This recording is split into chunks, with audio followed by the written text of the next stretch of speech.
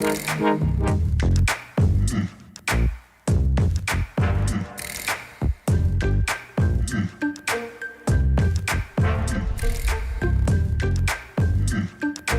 Morning, मैं हूं नितिन सुखीजा, एक अकेला इस शहर में। इससे पहले कि शुरू करें आज का सफर, कुछ जरूरी बातों पर डालते हैं एक नजर।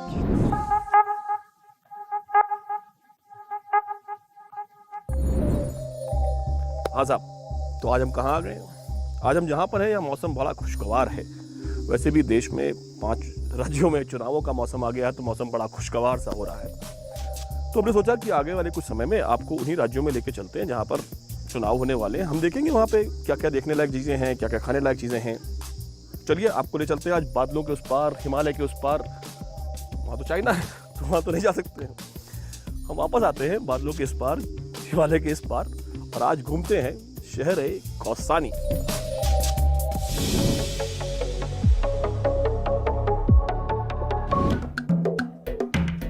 उत्तराखंड राज्य मुख्य रूप से 2 हिस्सों में बटा है, गढ़वाल और कुमाऊं। कहते हैं कि कुमाऊं में हिमालय देखने के लिए सबसे सुंदर जगह है कौसानी। बागेश्वर जिले में बसा ये छोटा सा शहर गरुड़ घाटी के ऊपर स्थित है। हमने अपने सफर की शुरुआत की गरुड़ घाटी से ही।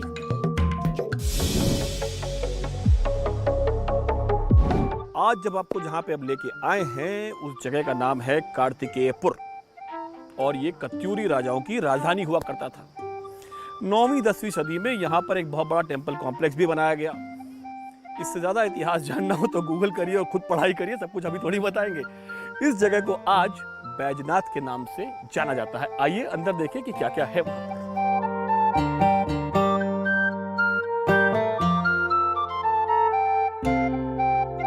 बैजनाथ के इन पुराने मंदिरों में अब सिर्फ 2 में ही पूजा अर्चना होती है। बाकी की मूर्तियां संग्रहालय में रखने के लिए हटा ली गई हैं। मुख्य मंदिर में मुख्य मूर्ति पर जो कथा छोटी छोटी मूर्तियों के जरिए गढ़ी गई है, इस तरह है। ये बताइए कि जो शंकर पार्वती की शादी की कहानी है, वो कहानी यहाँ से कैसे जुड़ी हुई है? ये जब इनकी भोलेनाथ की बारात रुकी थी यहाँ पर, तो जो मूर्ति खड़ी है उसमें शादी का दिखा रखा है इनका पूरा। 26 मूर्तियाँ करती हुई। कार्तिकेश्वर ब्रह्मा जी शादी करवा रहे हैं, सत्यनारायण स्वामी है, लक्ष्मी जी गार्ड में चौर है, सहेली लोग हैं। तो बारात आ कहाँ से रही थी? यहाँ कनखल से बारात रुकी ना भोलेनाथ की यहाँ पर। अच्छा। तो उसमें शादी से लेकर सती तक है। जब लेके जाए दशपति जी, यहाँ माता पार्वती जाती, वहाँ शंकर जी का बाण होता है, वहाँ सती भी जाती। तो पूरी जीवन लीला उसी में दिखा है, पूरी कहानी उसी में है। 26 मूर्तियाँ कर दी। बहुत बहुत धन्यवाद आपका। बैजनाथ से थोड़ी ही दूर पर मिला एक और अनोखा मंदिर।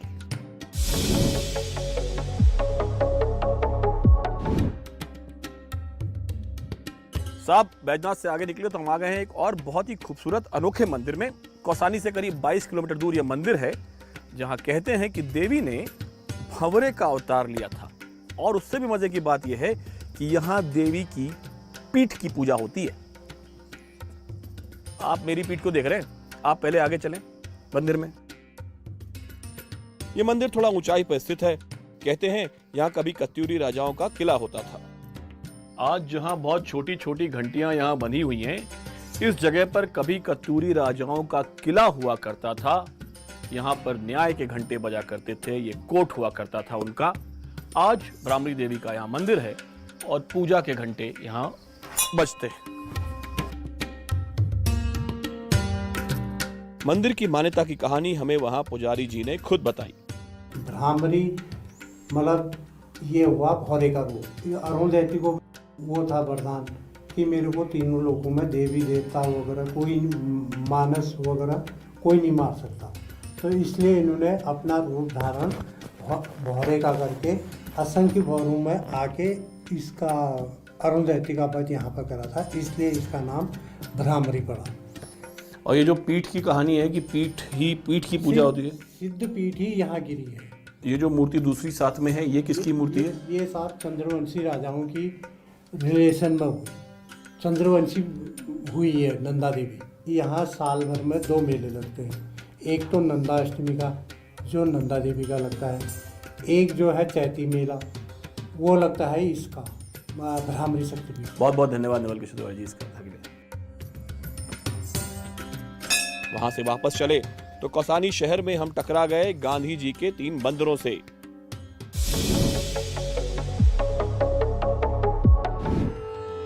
भाई गांधी जी के 3 मंदिर हैं, बुरा मत देखो, बुरा मत सुनो, बुरा मत बोलो।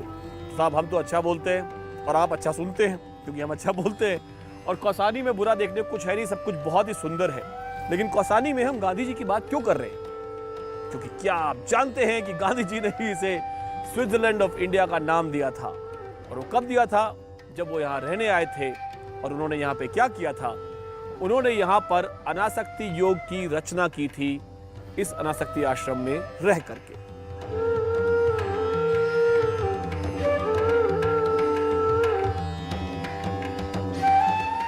अब चूंकि आप तो अंदर जा नहीं सकते, क्योंकि अंदर फोटोग्राफी अलाउड नहीं है और हम आपको दिखा नहीं सकते, लेकिन बता तो सकते हैं, क्योंकि एक बंदर ने बुरा बोलने से मना किया है, अच्छा बोलने से नहीं। अंदर गांधी जी की कई सारी छवियां हैं। 1929 में गांधी जी यहाँ पे आए थे, जब भारत दौरे पे निकले थे, और गीता पर अनासक्ति योग की उन्होंने रचना यहाँ पे की थी। अंदर उनकी काफ़ी सारी छवियां हैं और एक प्रार्थना स्थल है। शायद उस वजह से अंदर फोटोग्राफी अलाउड नहीं है। यहाँ पर आकर हिमालय की गोद में बैठकर एक अनासक्ति का बोध तो अपने आप हो ही जाता है। गांधी आश्रम से थोड़ा नीचे उतरे तो कौसानी की गलियों में घूमते घूमते हमें मिल गया एक बहुत ही सुखद आश्चर्य। सुनता हूं मैंने भी देखा, काले बादल के बीच रहती चांदी की रेखा। काले बादल जाति द्वेष के, काले बादल विश्व क्लेश के, काले बादल उठते पथ पर नव स्वतंत्रता के प्रवेश के। सुनता आया हूँ है देखा, काले बादल के बीच हस्ती चांदनी रेखा। ये पंक्तियां पंडित सुमित्रानंद पंत ने लिखी थी। उनका जन्म यहीं कौसानी में हुआ था। आइए संग्रहालय में कुछ साहित्य में, कविताओं में डुबकी लगाई जाए।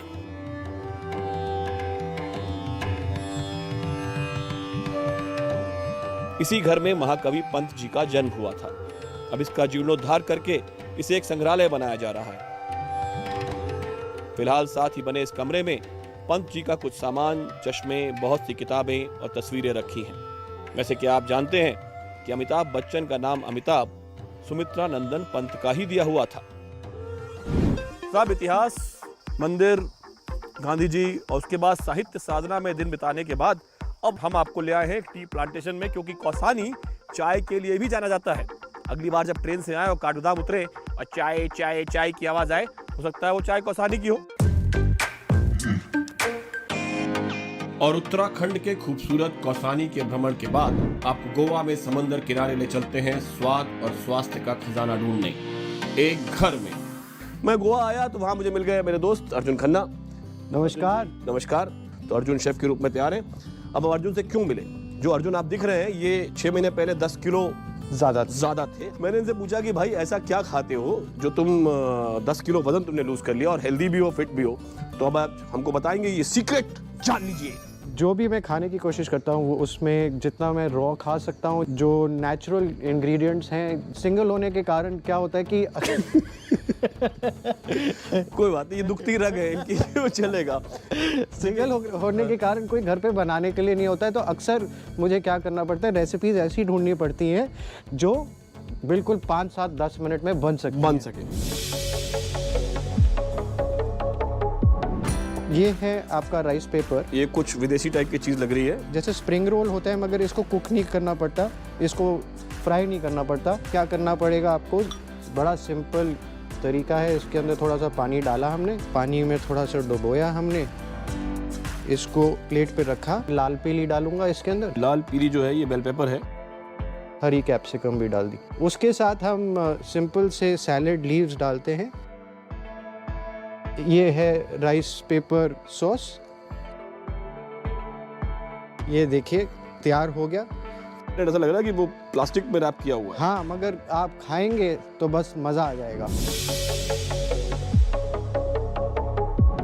देखिए गोवा में रहते हैं, समुद्र पीछे है, ऐसे कांटा फेंका तो प्रॉन्स तो पकड़ में आ ही जाते हैं। बिल्कुल बिल्कुल। तो क्या बना रहे हैं बटरगाली प्रॉन्स में? सबसे पहले प्रॉन्स को धोऊंगा एंड उबालूंगा जब तक थोड़ा सा लालपन आ जाए, और स्क्विशी नहीं होनी चाहिए, बिल्कुल सॉफ्ट नहीं हो जाने चाहिए। अब इस पे हम लगाएंगे मक्खन। ओए होए, मक्खन लगाना की कला जो है ना आप में। बहुत सारा गार्लिक भी डाल लेते हैं, बेसल डालते हैं थोड़ा सा, ओके, बेसिल मतलब ये तो मतलब तुलसी का ही एक रूप है बेसिल। हाँ, जय तुलसी मैया की। थोड़े से रेड चिली फ्लेक्स डाल लेते हैं। हम इसको डालते हैं अवन में 12 मिनट के लिए रखते हैं और 180 डिग्री टेम्परेचर पे। और आपके 12 मिनट शुरू होते हैं। आप टक टक टक टक टक टक टक टक टक टक टक। बटर अच्छी तरह से मेल्ट हो चुका है। प्रॉन्स जो है बेक हो गए हैं। जी, सबसे इम्पोर्टेंट बात जो है जी। खाना सुंदर होना चाहिए। जी। तो मेरे पास ये शेल्स हैं।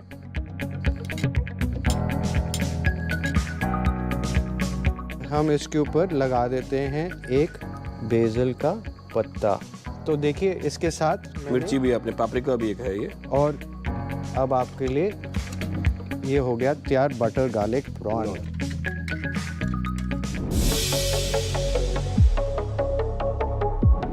मैं अलग प्रकार के सैलड लीव्स चूज करता हूँ। इसमें बेसिल है, थोड़ा सा पार्सले है और रॉकेट लीव्स भी हैं। अब आप देखें इसमें सबसे इम्पोर्टेंट चीज़ जो है जी। वो ड्रेसिंग है। इसके अंदर मैं डालूंगा इसके पूरे इंग्रेडिएंट्स को। जी। और इसमें थोड़ा रंग होना चाहिए कि पूरा हरा है, तो मैं उसके लिए थोड़ा अनार, ये मैंने नींबू निचोड़ा और ये करीबन 4 नींबू हैं। हमारा है ये बॉल्समिक विनेगर, ये 2 चम्मच है। 2 चम्मच एक्स्ट्रा वर्जिन ऑलिव ऑयल डाला। आप नॉर्मल तेल भी यूज़ कर सकते हैं, मगर ऑलिव ऑयल ज़्यादा फ्लेवर देगा। हनी डाल रहे हैं, शहद डाल रहे हैं मिठास के लिए। तो ये भी 2 चम्मच डाले मैंने। थोड़ा सा ऑरिगेनो और थोड़ा सा रेड चिली फ्लेक्स, गार्लिक भी मिलाएंगे और इसको हम मिक्स कर देंगे। ये आप कम से कम 2-3 बार यूज़ कर सकते हैं अपने सैलड लीव्स के लिए। कुल मिला के घास फूस में अगर स्वाद चाहिए तो ये स्वाद के लिए ये जो तामझाम बनाया गया है, 4 चीज़ों का मिश्रण, गंगा जमुना सरस्वती का जो संगम आपने किया है इसमें, तो ये बन गया मामला। बिल्कुल बन गया। अगर ये घास फूस हम खाएंगे तो जाहिर सी बात है कि अगले 2-4 एपिसोड के बाद आप देखेंगे कि एक जॉलाइन है, यहाँ पे 6 पैक्स है, ऐसा हो जाएगा। बिल्कुल। मैंने ये पूरे जो 10 किलो लूज़ किए ना, वो पूरे इन 8 महीनों में ही लूज़ किए हैं। भाई बहुत बहुत शुक्रिया अर्जुन। कभी मन करे घर पे रेगुलर खा सके तो अच्छी बात है, रेगुलर ना खा सके, इस तरह का सादा जीवन, सादा खाना, उच्च विचार टाइप का जीवन अगर आप ना जी सके, लेकिन कोशिश करिएगा काफ़ी हेल्दी चीज़ें हल्का खाएं, रॉ खाएं। बिल्कुल। और ना खाने का मन करे, बोर हो जाए, तो अगले एपिसोड में हमसे मिलिए, कुछ चटपटा तड़कता हुआ तंदूरी मुर्गा टाइप का आपको खिलाएंगे। आपसे मिलते हैं अगले एपिसोड में कुछ नया इस तरह का बनाते, खाते या फिर कोई नई जगह ढूंढते, घूमते, घुमाते। देखते रहिए एक अकेला इस शहर में।